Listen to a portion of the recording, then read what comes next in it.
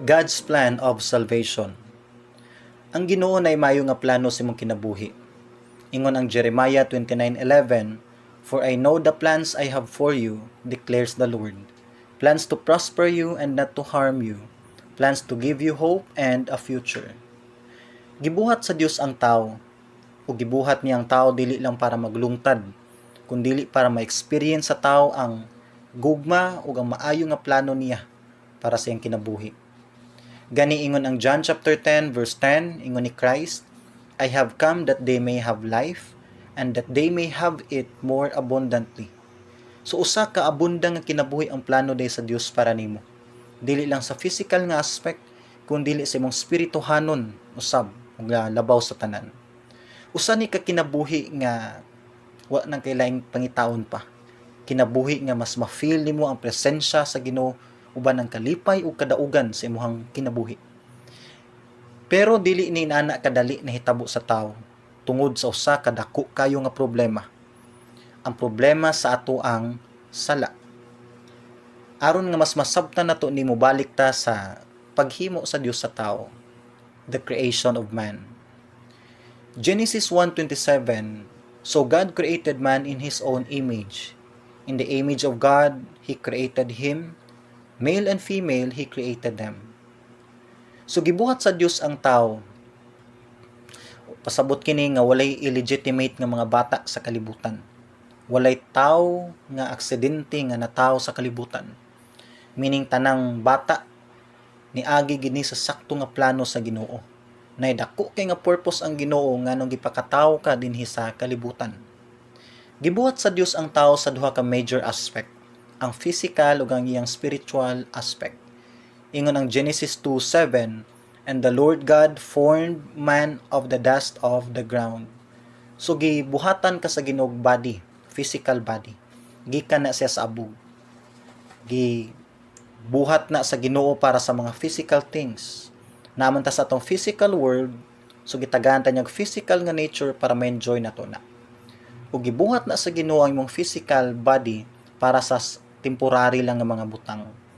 Tungod kay moabot ang panahon nga atong lawas mubalik gihapon ni sa abog.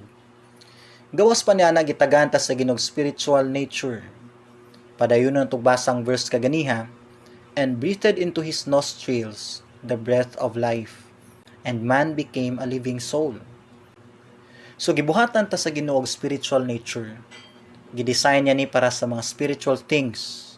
Kung atong body, physical body, gidesign niya sa mga physical things, gidesign po atong spiritual nature para sa mga spiritual things. Ug gani mao ni ang part sa tao nga di gyud mawala. Tungod kay gidesign atong spiritual nature hangtod sa walay katapusan. Kini nagpasabot nga pinakaimportante nga bahin sa tao mao ang imuhang spiritual nature, ang kahimtang sa imuhang kalag. Now anita sa problema, dunay dako nga problema nga giatubang ang tao. Ang unang problema sa tao nahitabo sa Garden of Eden sa Genesis 2:16-17. Mao ning unang panahon nga gihatag sa Dios ang balaod niya sa tao ug ang unang pag-violate sa tao sa balaod sa Dios. "And the Lord God commanded the man, saying, Of every tree of the garden you may freely eat, but of the tree of the knowledge of good and evil you shall not eat, for in the day that you eat of it, you shall surely die." So gihatag ang unang balaod, ayaw kauna ang prutas nga nataliwala sa Eden. Ang gitawag nga prutas nga gitawag og the knowledge of good and evil. So dili din siya apple no, mansanas. Usa ni siya ka kahoy sa pag-ila sa dautan o maayo. And then nasayod ta sa balaod sa Ginoo siya nga kumukaon mo nini, mamatay gayud kamo. Unya i-explain nato unsa nang pasabot anang mamatay. And then sa Genesis 3:6, "So when the woman saw that the tree was good for food, that it was pleasant to the eyes, and a tree desirable to make one wise, she took of its fruit and ate. She also gave to her husband with her, and he ate." Now, klaro kayo nga gi-violate sa tao ang unang balaod sa Dios. Gikaon nila ang prutas, ug gitagaan ni Eva ang iyang bana nga si Adan ug sila nangaon. Dinhi nahimugso ang unang sala sa tao. Tungod kay ang meaning sa sala mo ni ang pag violate nimo sa balaod sa Dios. And tungod sa maong sala nga nahimo sa tao mo ni nahitabo ingon ang Romans 5:12. Therefore, just as through one man sin entered the world, and death through sin, and thus death spread to all men because all have sinned. Now, tungod sa sala ni Adan o ni Eva, misulod ang sala sa kalibutan. Pinaagi nila ni kuyanap ang sala sa tanang tao sa kalibutan. Gani dili lang ang mga tao, tanang binuhat sa Ginoo, ang mga kahoy, ang yuta, ang hangin, ang universe, mga planets, everything. Munang tungod sa sala sa tao, napiktuhan ang tanang binuhat sa Ginoo. Ug ingon pa dinhi, nipuyo pod ang kamatayon. Tungod kay ang bayad biya sa sala ang kamatayon, munang ang tao mo-suffer pod nini nga consequence. Now, nahimong nature sa tao ang pagkamakasasala tungod nini. Ang isda, dili na sila kinahanglan tudluan pa sa paglangoy tungod kay nature nila ang paglangoy. So sa hinay-hinay makahibalugid sila mulangoy. Ang mga langgam, nature po nila ang paglupad. Ug di na sila kinahanglan pa tudluan paglupad tungod kay sa hinay-hinay makahibalugid sila nini. Sama pud sa tao nahimong nature na to ang pagkamakasasala. Munang bisag di na ta tudluan paghimog sala, ang bata sa hinay-hinay makahimo gyud sala tungod kay bunga o resulta lang kana sa iyahang kinaiyahan nga pagkamakasasala nga nasunod nato na gikan ni Adan ug ni Eva. Ug gani nasabtan ni David nga kahimtang ingon pa niya sa Psalms 51:5, Behold, I was shapen in iniquity, and in sin did my mother conceive me. Ingon ni David, napako sa tiyan sa akong inahan, makasasala nako.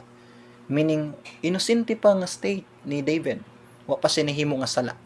Pero nganong nakaingon siya nga makasasala na siya kay nakasunod tag sala. Mao nang ang tao mobuhat og sala tungod kay resulta lang kana sa iyahang pagkamakasasala. Ang mas dako nga problema ingon ang Romans 6:23. For the wages of sin is death, but the gift of God is eternal life through Jesus Christ our Lord. Ang bayad day sa sala kamatayon. Muni ang giingon sa Ginoo kaganina sa Genesis chapter 2. Unsa maning kamatayon? Now, ang biblical nga definition sa kamatayon mao ni ang pagkahimulag, separation. Mabitaw na nga ang mukasal moingon siya nga ang kamatayon lay makapahimulag kaninyo. Kaya ang kamatayon mo himulag, mo pahimulag gid siya. Now, ang resulta daw sa tong sala ang pagkahimulag na separate. Now, naitulo ka klase nga kamatayon ang gimension sa Bible. Muni nga kamatayon ang nahimong bayad sa sala sa tao tubangan sa Dios. Una, gitawag og physical death or physical nga separation pagkahimulag. Ingon ang Ecclesiastes 12:7, Then shall the dust return to the earth as it was, and the spirit shall return unto God who gave it. So, ang physical death, mao ni ang pagkahimulag sa imong kalag o sa imong lawas, sa imong spiritual nature o sa imong physical nature.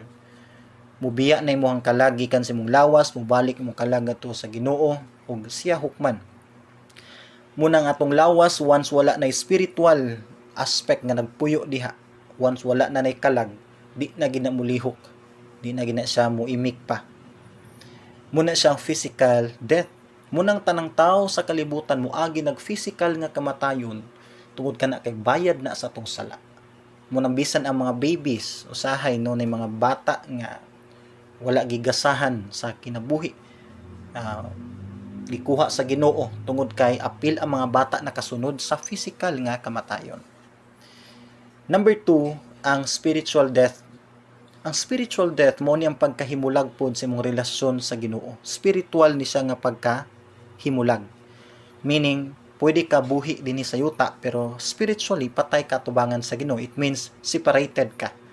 Ingon ang Isaiah 59:2, But your iniquities have separated you from your God, and your sins have hidden His face from you, so that He will not hear. So tungod sa atong sala daw, nahimulag ta sa Dios. O tungod sa atong sala, tungod sa pagkahimulag, dili na madungog sa Ginoo ang atong mga pag-ampo. Munong nahimong dako kay nga problema, nga dili na mahatag sa Dios ang yang maayo nga plano sa tao, tungod kay ang tao nahilayo sa Dios. Ang atong sala mo'y nakapahimong baga kayo nga pader, nga dili madungog sa Dios ang atong mga pag-ampo. Tungod kay usa sa kabalaan nga Dios, ang tao usa ka makasasala. Against or kontra sa iyahang pagkabalaan ang sala. Munang kinahanglan sa mopalayo sa tao, tungod kay dili niya gusto mahugawan ang iyahang kinaiyahan sa pagkabalaan. Now, ikatulong klaseng kamatayon ang gitawag og eternal death or eternal separation.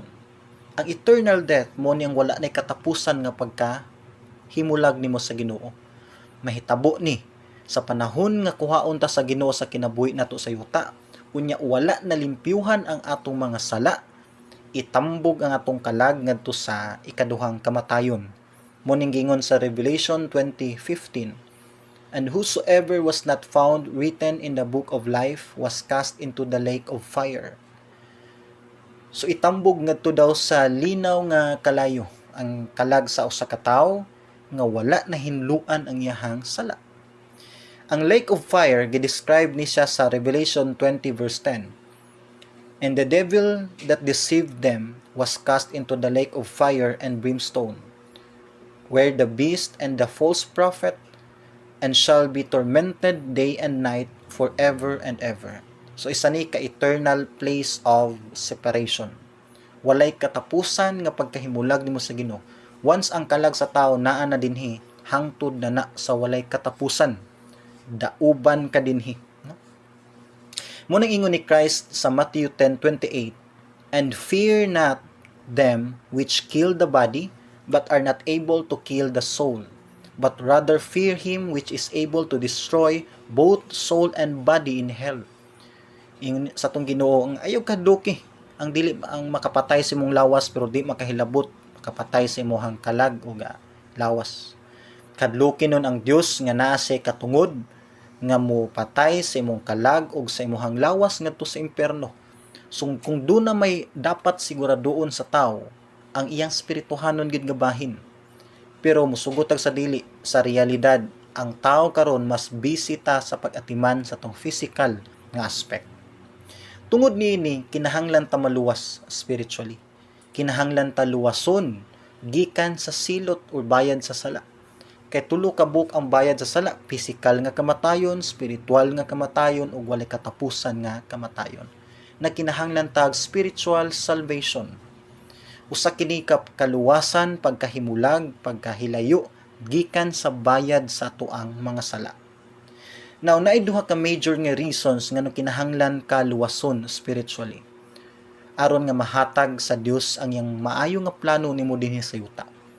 Once imong madawat sa nimo ang kaluwasan sa imong kalag, pwede nimo madawat ang maayo nga plano sa Ginoo nimo dinhi sa ibabaw sa yuta. Ikaduha, para mahilayo ka sa ikaduhang kamatayon nga naghulat nga mao ang linaw nga kalayo. Ug moabot ka ngadto sa dapit nga puy-anan sa tong Ginoo ug didto ka magauban hangtod sa walay katapusan diha sa Dios. Ingon bitaw ang Matthew 16 verse 26. For what is a man profited if he shall gain the whole world and lose his own soul?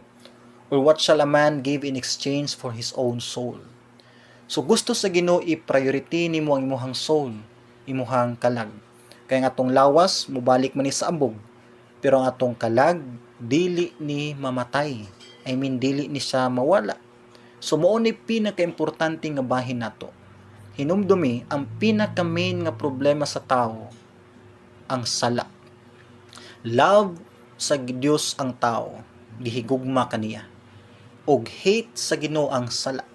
Naglagot og nagdumot siya sa sala. Ang problema, ang sala ni puyo man sa tao.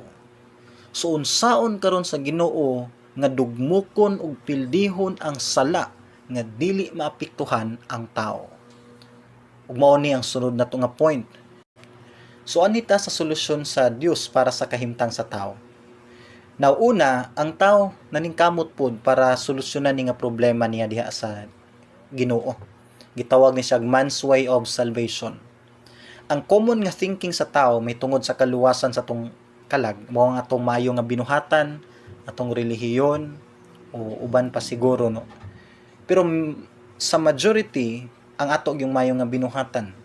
Ang unang question nga atong ipangutana dinhi, igo ba or capable ba ang atong mayong binuhatan mo erase sa ato ang mga sala? Ikaduha, pila man kamayong binuhatan ang atong buhaton para mawala ang atong mga sala? Ikatulo, kaya ba buhaton sa tao ang pag-maintain sa iyang mayong binuhatan hangtod sa iyang kamatayon? Ang answer higala igsoon dili. Walay tao maka-maintain sa atong mayong buhat gyud. Ingon ang Romans 3:10, as it is written, there is none righteous, no not one. Walay tao gyud nga matarong, kitang tanan makasala. Ibig kung sao natupugo nga dili makasala gyud ta tungod kay naa na nagpuyo gyud sa atoang kinabuhi. Meaning to say, kung kita maningkamot sa paglimpyo sa atong kagulingong sala, dako kayong tsansa nga mapakyas ta. Tungod kay dili na to ma-maintain ang pagka-perpekto dinhi sa kalibutan. Hinumdumi, bisan usa lang kabuk nga sala dili makasulod sa gingharian sa Dios. Tungod kay ang gingharian sa Dios usa ni kabalaan nga dapit. Ug bisan usa ka tuldok lang sa sala, di pwede mo sulod didto. Na wala biya tawo nga wala nakasala. Tanang tawo nakasala gyud. Ug gani ang pinakagamay nga sala sa Bible na dinhi sa Revelation 21:8 nay 8 ka klaseng common nga sala nga gimension dinhi. Tan-aw nato ang pinaka-common.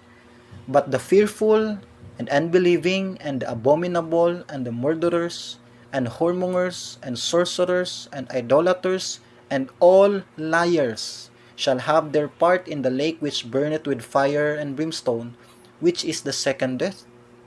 So ang pinaka-common dinhi nga sala ang lying or pagpamakak.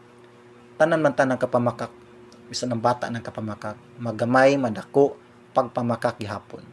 Ingon ang Bible, tanan daw, bisan ang pagpamakak lang, dili makasulod sa gingharian sa langit, kung dili itambog ngadto sa linaw nga kalayo. Meaning to say, wa gitaw nga dili pwede mo bayad sa iyang sala. Tungod kay kitang tanan makasasala. Gani ingon ang Isaiah 64:6, but we are as unclean thing, and all our righteousnesses are as filthy rags. So, ga-describe din ni Prophet Isaiah ang maayong binuhatan sa tao sama lang sa hugaw nga pahiran o trapo. Mura na siya tubig, ang usa ka basong tubig nga limpyo. Once matuluan nag-usa ka tulo sa hilo, di na pure, di na limpyo. Dili na siya pwedeng imnon. Kay bisag usa lang ka tulo tud niya na pero ang tibuok tubig sa baso na contaminated na to. Now, tungod sa sala ni Adan og ni Eva, na contaminated ang tanang kinayahan sa tao ug namana na tuto. Muna nga ato ang entire nature na hugawan ni sa sala. Kung ang usa ka lamisa, for example, nabutangan siya hugaw, nya trapuhan ni mog trapo nga hugaw pod, dili na siya malimpyo, musamot no ng hugaw. Dapat ang itrapo nimo sa lamisa nga nahugawan usa ka limpyo nga panapton. Limpyo nga butang para makuha ang hugaw mabalhin dito sa imuhang gitrapo. Now, kung kita ang mulimpyo sa atong kagulingong sala, mapakyas lang ta. Kay kita man pod mismo limpyuhanan pa sa atohang sala. Tungod ni ini, nahimong dako kay nga problema ug dili na to kaya bayaran ang ato ang mga sala. Pakyas kita. Kay bisan usa ka gamayng sala dili gyud dawaton sa Ginoo. Gani ingon ang Ephesians 2:8, for by grace are ye saved through faith, and that not of yourselves, it is the gift of God. And then, ingon ang verse 9, not of works, lest any man should boast. So, kung maing buhat pa itong basihanan, manghambog ta sa itong maing binuhatan. Ug alaot ang mga tao nga gipakatao sa kalibutan, nga naalang sa ICU, dili makalakaw, na mga kapansanan, tungod kay di man sila makahimog maayong binuhatan. So, tungod nini, wa tay mahimo sa atong kagulingon. Bisan pa nga atong religion, ang atong relihiyon, Ang atong relihiyon gibuo na siya sa mga nagkalinlain nga mga ordinansa, mga bawal na, o gani ingon ni James sa James 2:10, for whoever shall keep the whole law and yet offended in one point, he is guilty of all. So bisan pag nay usa ka gatos kabalaod inyong relihiyon, unya usa lang ang nasupak nimo nini, ingon ni James, nasupak nimo tanan. Nagpasabot ni nga wa gitaw mga maka-maintain sa maayong buhat. Og ingon ng Hebrews 9:22, according to the law, almost everything is purified with blood, and without the shedding of blood there is no forgiveness. So naa dinhi nato masabtan nga nung dili pwede nato bayaran natong sala. Tungod kay ang requirement o standard sa Ginoo dapat na kinabuhi na dugo nga iula niini para mabayaran ang atong mga sala. So ang Ginoo nag-require og kinabuhi nga ibayad para mapasaylo ang sala sa mga tawo. Og kini nga kinabuhi dapat usa ka hingpit nga kinabuhi, perfect, inosente, walay nahimo gyud nga sala. Aron nga mo ni pwede ibayad sa sala sa tawo sa kalibutan. Tungod ni ana dili ta qualified kay kita makasasala man pud ta. So tungod nini nga kahimtang hopeless ta, busa nagkinahanglan ta og intervention sa tong Ginoo.